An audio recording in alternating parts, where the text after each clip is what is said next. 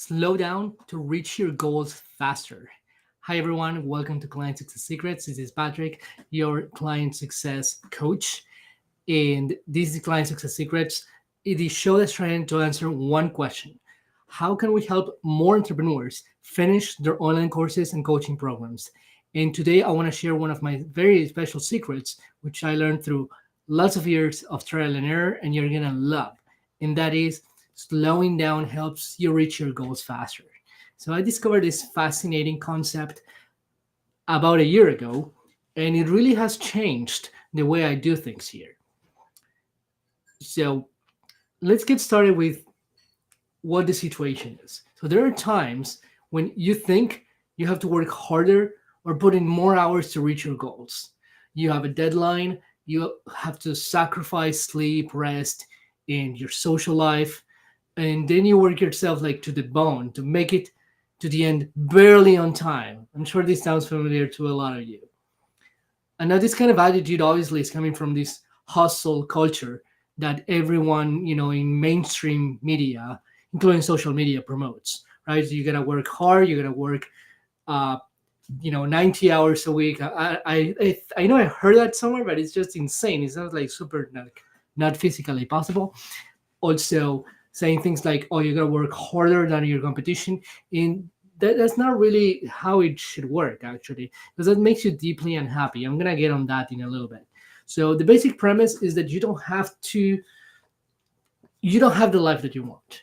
That you unless you work hard enough, which is crazy. And I've heard this a lot. And as a matter of fact, in the past, when I was really struggling, when I was really like pushing myself to set these incredible goals as an entrepreneur, I remember hearing other people tell me, oh, you're not where you want to be because you're not working hard enough, or you don't have the right mindset, or the problem is not the strategy, it's you. So this is the place of complete compassion. This show is judgment free. So stop beating yourself up. If you're doing it right now, stop it in my presence, and then stop it altogether. um, Putting yourself in this situation where you say, oh, I'm not working hard enough, it's just self-destructive. Like, it's a standard that is not going to get you far, and it's really just going to make you feel worse about yourself. And the worst part is that it's completely inevitable. You don't have to do this. You don't have to put yourself through the grind, through the pain and humiliation of saying, I'm not good enough. I don't work hard enough. Sometimes it might be true, but many other times it's just not. And we think that hard work translates to success. I'm not gonna lie, there is hard work, plenty of it, but not in the way you think. Now, what happens when you work too hard, right? When you basically try to compensate your lack of results with hard work, more work. Okay, I invested 10 hours a week this week in my business. It's not working. Next week, I'm putting 15 hours of work in my business. It's not working. Next week, I'm going to put 30 hours of work in my business. Doesn't work. You see how this gets you nowhere? And it's not uncommon to not get great results from working a lot of hours. And where does that leave you, by the way? It drains your energy, it destroys your life work balance, and it negatively even affects your health, the relationships that matter to you, and the way you show up to the world. This one is important. How do you show up to the world when you're working so hard? Exhausted and appearing to be constantly chasing something that continues to push further behind the more you chase it. But let me tell you, it gets worse. So this approach to life and business takes you nowhere near where you want to be. So the way I see it, there are two possible scenarios when you are sold the hustle culture and when you believe that you have to work hard in order to get what you want. Scenario number one, what I call the best case scenario, may not be, is that you experience business success sacrificing everything else. And between us, you would secretly hate yourself. You would secretly hate the work that you do because it's nothing like you imagined it. You are making money, you are making an impact, possibly, But what's the point? I mean, if you wanted to do something that you hate, you would just get a job, remove a lot of the risk and do something that you hate. That's what a job is for most of us. Now, that's scenario number one. Success with, let's call it, fulfillment. There is no fulfillment. Now, the next thing is the worst case scenario, as I call it, is that you never get to experience the business success despite the sacrifices. So this sounds like a worst scenario for a good reason. You get the worst of both worlds. You don't make money or make very little money in your business, and you sacrifice a lot. And let me tell you, Patrick himself, I've gone through that. I pushed a lot of things aside, not taking care of my home, not taking care of my health, not taking care of my relationships, um, not taking care of my mental well-being, and that drove me all the way to the bottom. I was feeling horrible about myself. I was beating myself up.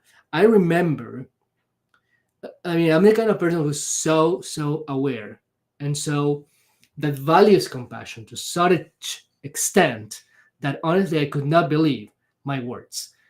Only two times, but I remember that vividly. Only two times, but one is too much. Only two times I called myself a loser.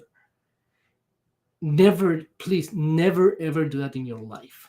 It's one of the most horrible things you can do, because the people outside can tell you whatever the hell they want. They may know you, they may not know you, they may want to attack you because they have their own problems. Doesn't matter. But you are the last person to say that you are a loser. If you work with me, if you are inside my community, I will do a little promo on that today. Don't dare you call yourself a loser. I've done it, it's horrendous. And since we are on the topic of compassion, don't call anyone else a loser, no matter how much of a loser they appear to be. Okay? With that out of the way, that's the worst case scenario. No success in business, lots of sacrifices in your personal life. And as you can guess, neither outcome makes your life fulfilling. Today, I want to propose something different. That's been very, very helpful in my personal experience. And it's not about changing the hustle culture for the giving culture. You may have heard about the giving culture.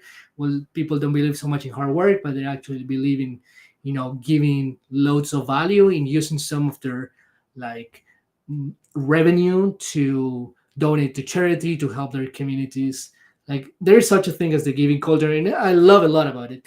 But this is not what I'm talking about today, and it's not about these, some of the other typical like paradigms, like the less is more or work smart, don't work hard. I propose something very different, which actually is sort of a combination of these three. But hear me out, it's different, and you're gonna love it. Now, the principle is very simple: slow down. So, what do I mean by this? As an entrepreneur, it's crucial. This is like next level entrepreneurial teaching. And even though I say it's next level, it helps entrepreneurs of all levels. Are you following? So it's crucial for you to discern between fast and slow. As simple as that. So, what do I mean? Entrepreneurs are creative people who solve problems in unique ways. Don't forget that definition. It's critical for what I'm about to share in the rest of the podcast, but also it's a lesson that you want to keep here in your mind. So let me repeat that. Entrepreneurs are creative people who solve problems in unique ways. So the best way to solve problems is to know them inside out. So that's where we're headed. All right. So let me make a little pause here. So the reason most people in this world don't solve their problems or solve them with patches, which means not permanent solutions, is that they don't like to know their problem inside out. And I get why. It's uncomfortable. Our culture, again, right, doesn't appreciate slowness, I mean, it's not even a word, doesn't appreciate like taking things slowly. We want to do things fast. We want to move on. We are busy. We have to jump from one thing to the next, to the next, to the next, nonstop. And then when we have a problem, we got to solve it right away because it's almost like an assembly line, and then there was a a failure there, and that failure is breaking the flow. Like everything should continue going in line, and it's not because there's a problem.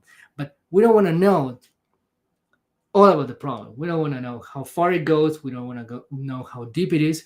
We don't want to know how we can stop it from happening again in the future. We just don't want to know. It's like, okay, there's a little pebble there, get it out and push the button on the assembly line and keep going. And the problem with that is that we're never solving problems permanently and in creative ways. Meaning, we do poor solutions, we do solutions that don't fix the problem effectively, we come up with solutions that don't fix the problem long term, and we simply want to move on. And by doing this, by taking this attitude, we are restricting our creative power. And that creative power is a break, it can make or break your business. So you see, why am I talking about speed in problems and solutions? So everything goes together. Now, the quality and originality of a solution you can come up with depend on the depth of knowledge you have of a problem. That's why you may have heard is that experts, they have to know the problem their audience have better than themselves. They have to be able to articulate it better than the people having the problem. They have to be able to communicate how it's affecting their daily lives better than the person going through it. That's what an expert does. So if you don't have depth in the problem that you're solving, you are not an expert. An expert is not about all the nice titles, the rewards, Tony Robbins invited me to something. It all comes down to your ability to give life-changing value to the person purchasing your stuff. Makes sense. So the coolest part, honestly, about this whole approach on dwelling, I like to use the term dwelling in the problem, right? You don't just try to get it out of the way. I mean, getting things out of the way, it's a very contemporary expression, which means exactly that. Life is busy. We don't want to deal with this. Get it out of the way. You don't have to be a genius to come up with an amazing solution. All you need to do is to slow down. We're not used to slowing down. We buy online courses and coaching programs that promise heaven in 12 weeks, 16 weeks, whatever you want to call it, 6 months. That's not enough time in most cases. Especially, I want you to hear this nuanced, all right? So not everything that I'm saying is black and white. It depends on the level you're at as an entrepreneur. So if you are a newbie, if you never started a business or just started one but really didn't stick to it for long enough, you are sort of like a newbie, like a beginner, right? Which means that promising you anything in 12 weeks is completely unrealistic. You might get there, but if you do, you would be the 0.1% who does. Realistically speaking, and I don't like to use the word realistic, a newbie can't get far in 3 months. It's almost impossible. So again, not black and white, but when I say, let me put it this way. When I say that is not realistic, I don't mean you shouldn't bother trying. And I don't mean it's impossible. What I really mean is that you shouldn't count on things happening so quickly. Make sense? Now, there are certain aspects in your work as an entrepreneur where you have to learn about the problem at hand. You have to take the time to brainstorm dozens of possible solutions, evaluate each one, share your best ideas with other people, and then decide what you're gonna go with, right? What your idea is going to be. When I say idea, I could mean if multiple things actually. For instance, the first idea you're ever gonna have is what how do you solve the problem.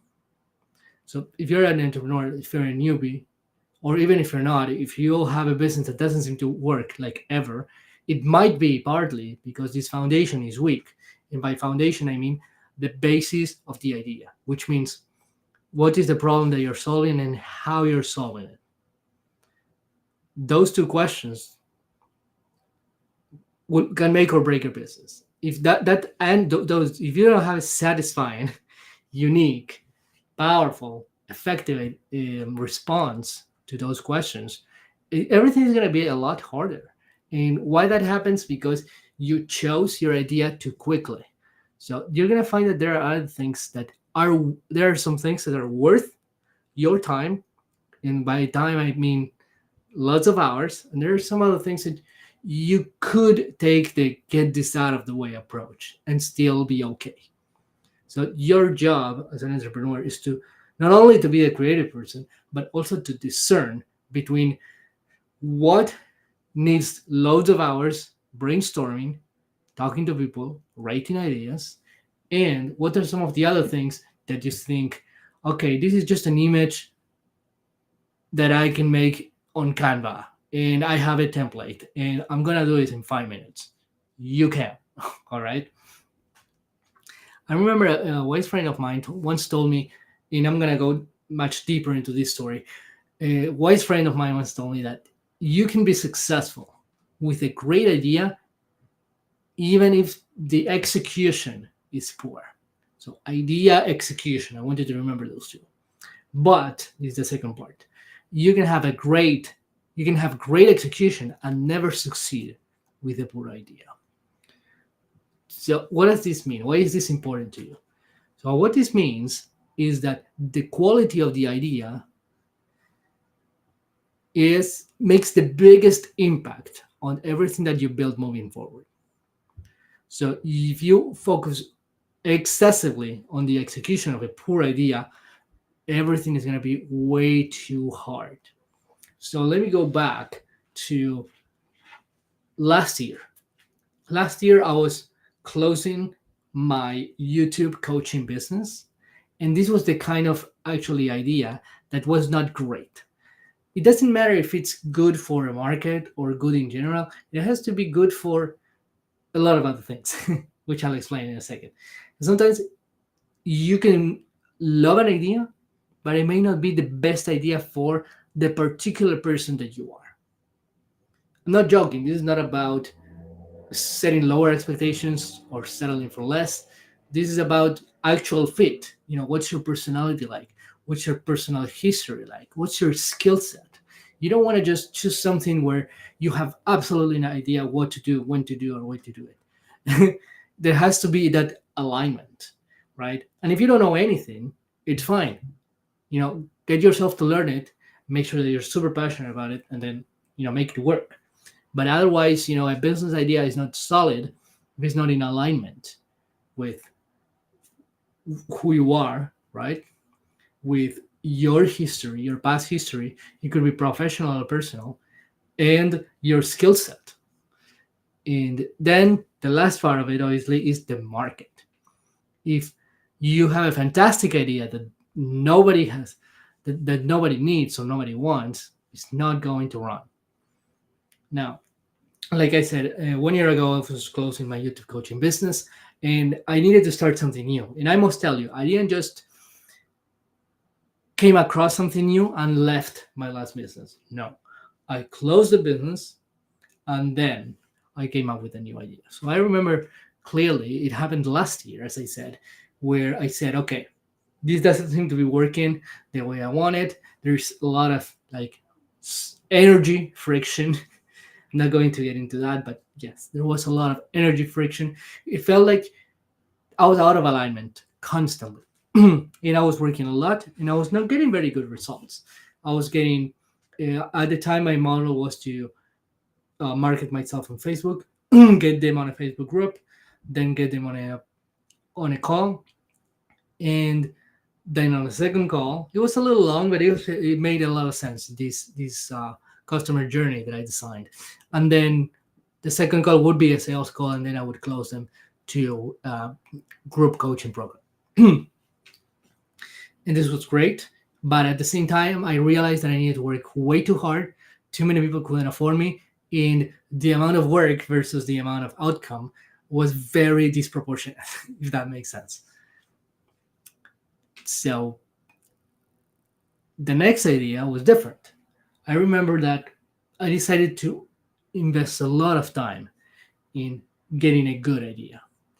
Not too long ago, I had learned how important it is to have your idea nailed down before you move forward. So don't think webinars and challenges on your first day. Don't think about email sequences. Don't think about traffic sources. Don't think about any of that. That's getting ahead of yourself. Spend a good amount of time in the business idea, assuming that you're not an affiliate marketer or that kind of thing where somebody's already told you what you'll be selling, right?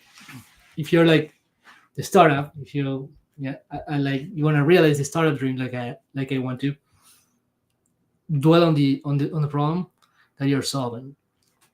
And at the end of the day, that's what a business idea is: a solution for a problem. If you have a good idea or a great idea that apparently matches your skill set, if you're not solving a problem, that's not a good business idea. It's just like you doing your job. So I remember there was a course that I was taking at the time. It was an online course, self-paced, where there was one section dedicated to coming up with your idea. I said, okay, this is what I need. So I went through it. I went through all the lessons, and there was some heavy brainstorming involved. So basically, let me lay it out for you. There was a series of steps, just like always, in any good course, in any good transformational course. There were a series of steps. So the first step was to make a list of personal problems that you had or have. So that's where it all starts. You see how you probably begin to realize how everything is going to connect later. Once you have a list of problems that you have or had, you will choose your top ideas. And then you're going to basically use a few filters like, am I passionate about this? Are people going to buy this, etc. Right? You're gonna. There was a full framework for that, so I wasn't worried about that. But I just kept, taking the steps one at a time, one at a time, one at a time, and I didn't care if I wasn't gonna make sales in the next week or 3 weeks or even 3 months. I just said I want to come up with the best idea I could ever get. The next step was to, once you nail your problem to one, and let me tell you, this is important. The problem is struggling entrepreneurs who buy online courses and coaching programs and don't finish them. That's the big, massive problem that I wanted to solve. And let me tell you, that is so damn unique. The next part was to brainstorm solutions. So I went through a long list of solutions, brainstorming. I even used Chat GPT to help me come up with more solutions that I could ever come up with by myself. And all of a sudden, as I was writing, an idea hit me like, shh.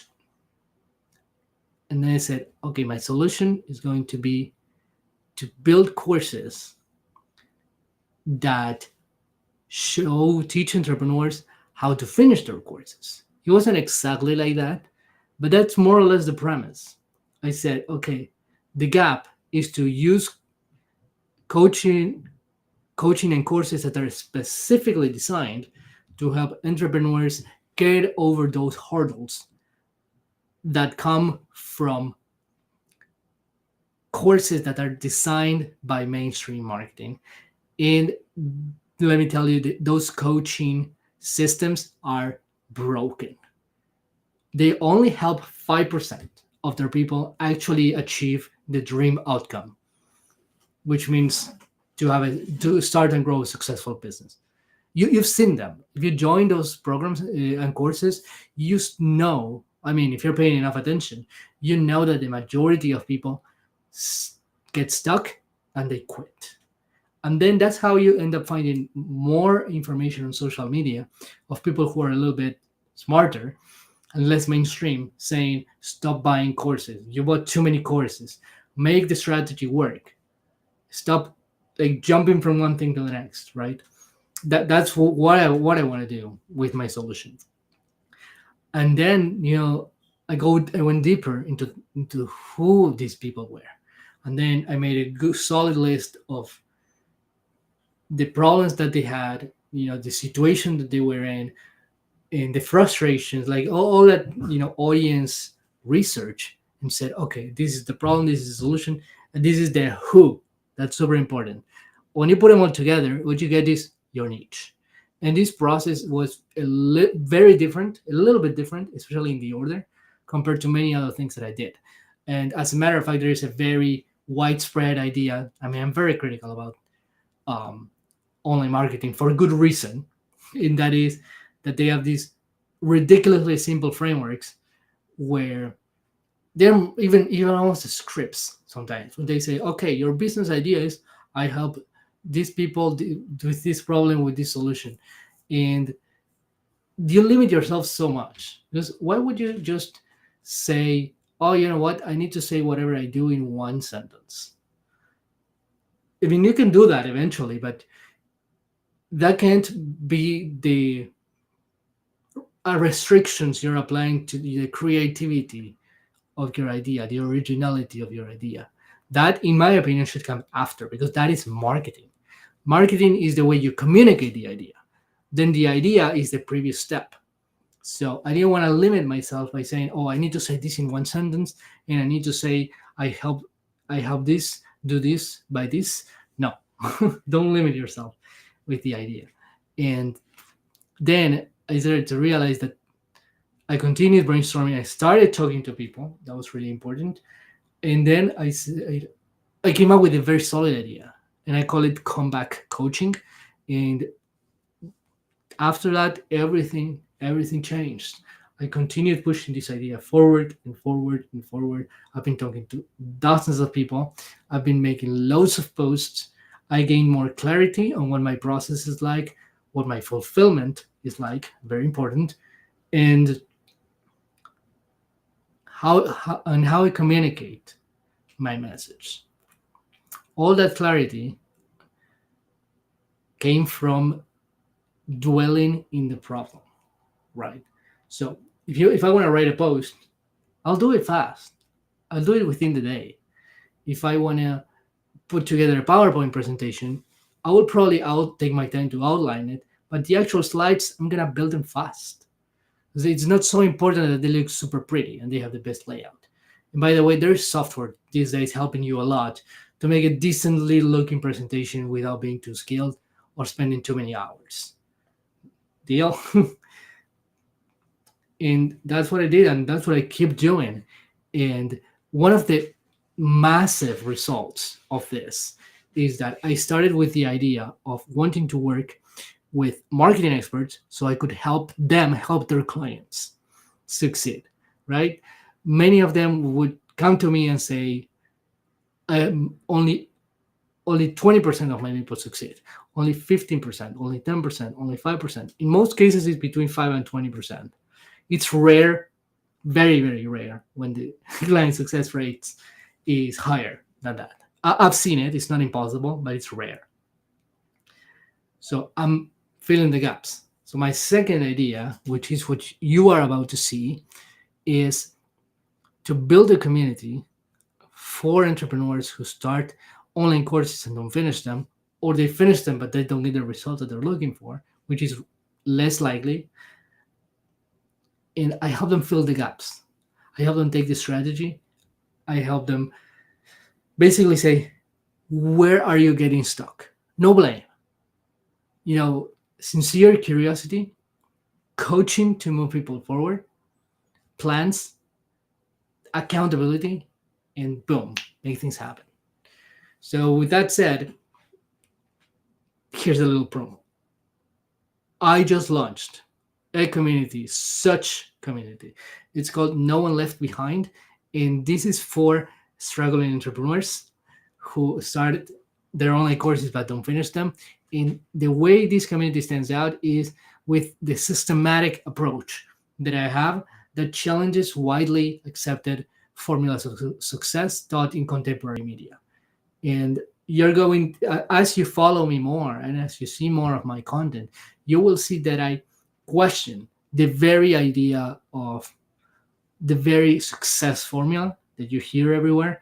And I added a couple of spins to it that changes the game completely. I focus on intentional failure as the way forward. So we don't blame failure. We don't try to avoid it at all costs. We don't just say, oh, you know what, push through and get up and keep going. No, we actually make it an integral part of the process. And by process, I mean the entrepreneurial journey. And we make it work for you. You have to do things knowing that you're going to fail. And you have to learn from it. And you have to know that if you don't get the feedback that comes from failure, you're not going to move forward. Then we also focus on your personal foundation. Your personal foundation is what your life is about. You can't focus everything on business and actually start improving different areas of your life. The more successful you are in other areas of your life, you have a better shot of being successful in business. It doesn't mean that one thing directly, it doesn't mean that successful people have their stuff together. No, it means that improving all the areas of your life is going to give you a better shot as being successful in business. Make sense? And not just successful because you're making a lot of money or helping a lot of people. Successful because you love the work that you do. It's success in your terms. It matches the experiences that you want to have in life. It matches your values and it matches your goals. Last is what I call business foundation for long-term success. So, like I said a couple of times today and in many other places, I don't believe in short-term success. I don't believe in get rich quick schemes. And everybody criticizes get rich schemes, but it looks like also everybody has one. So it's ridiculous. We're gonna look at your situation inside this community. We call it No One Left Behind. We're gonna look at your situation. We're gonna support you.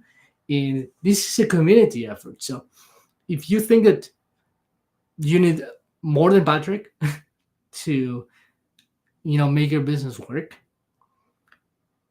you're gonna have a full community backing you up.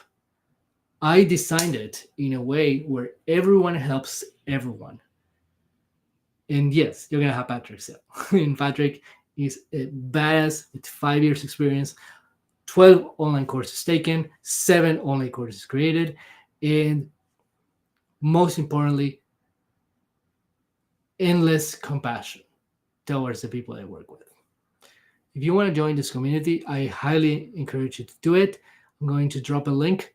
If you're watching on Facebook, on your YouTube, you're going to see the link popping up in the comment section. And if you are watching on Spotify, you will see the link added to the description. Great.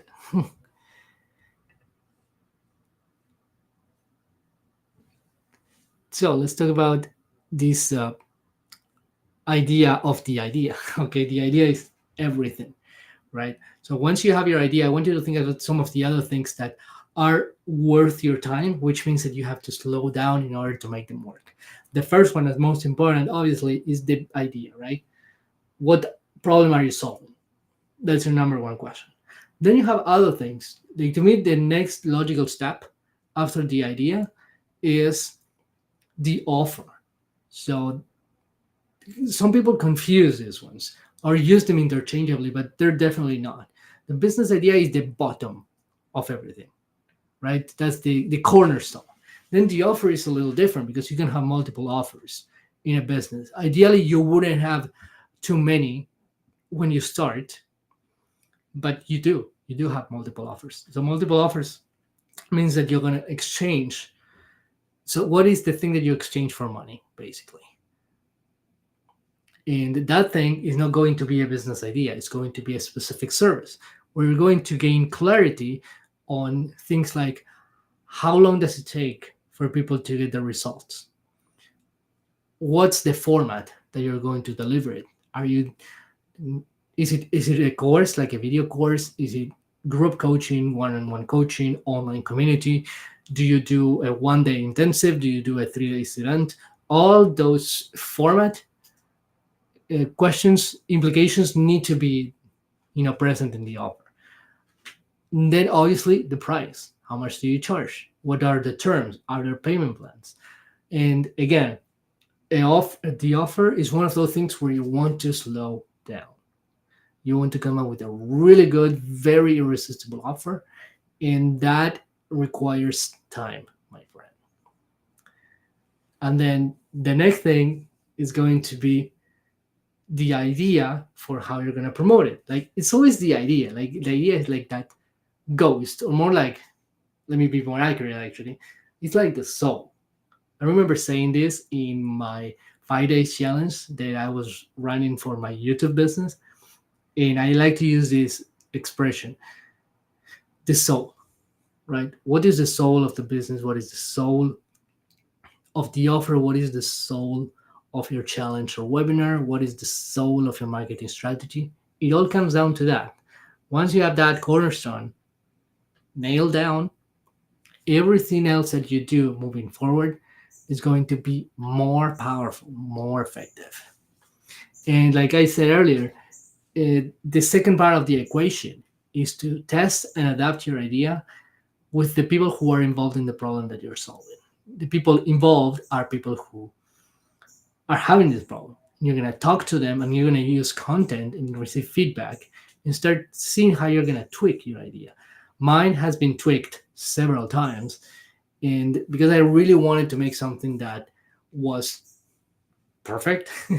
There's no such thing as perfection, but I really wanted to make sure that my solution was the perfect fit for the type of person that I was helping.